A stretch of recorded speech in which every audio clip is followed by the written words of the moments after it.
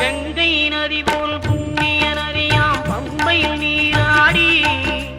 சங்கரன் மகனை கும்பிடுவார் சஞ்சலமின்றி ஏறிடுவார் நீலிமலை ஏற்றம்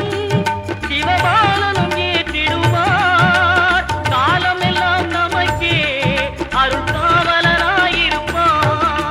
தேகபலம் தா பாதபலம் தா தேகபலம் தா பாதபலம் தா தேகபலம் தா